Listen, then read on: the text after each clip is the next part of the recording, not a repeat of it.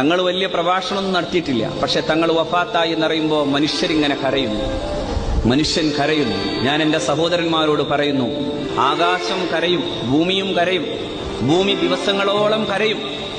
അങ്ങനെ കരയാൻ മാത്രം യോഗ്യരായ ഭൂമിയുടെ സന്താനങ്ങൾ നടന്നുപോയ മണ്ണ് ശൂന്യമാകുമ്പോൾ ആ മണ്ണ് കരയുമെന്ന് മുഹമ്മദ് മുസ്തഫ സ്വല്ലല്ലാഹു അലൈഹി വസല്ലം. ആ മണ്ണ് കരഞ്ഞു. സയ്യിദ് മുഹമ്മദ് അലി ശിഹാബ് തങ്ങൾ വഫാത്തായി ഖബറടക്കം നടക്കുമ്പോൾ കേരളത്തിന്റെ പ്രഗത്ഭനായ കലാകാരൻ കൂടിയായ കൈതപ്പുറം ദാമോദരൻ നമ്പൂതിരിപ്പാട് ബോധരഹിതനായി വീണു. എന്നിട്ട് പറഞ്ഞു, ഒരു മനുഷ്യന്റെ ഖബറടക്കാൻ, ഒരു മനുഷ്യന്റെ ഖബറടക്കം. അതുതന്നെ പറഞ്ഞു, ഇന്ത്യയുടെ മതേതരത്വത്തിന്റെയും കേരളത്തിന്റെ സൗഹൃദങ്ങളുടെയും കാവൽക്കാരനായി നിൽക്കുന്നു എന്ന് കേരളത്തിന്റെ ഇന്ത്യയുടെ തന്നെ സാഹിത്യ രംഗത്തെ ചക്രവർത്തിയായ MT വാസുദേവൻ നായരെ പോലെയുള്ളവർ പറഞ്ഞു.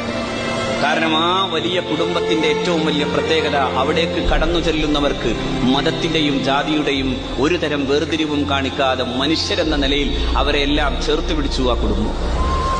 അതുകൊണ്ട് ഇന്ത്യയുടെ കേരളത്തിന്റെ ബഹുസ്വരമായ ഒരു സംസ്കാരത്തിന്റെ മുഴുവൻ ഒരു പൂങ്കാവനമായി പാണക്കാട് തറവാട്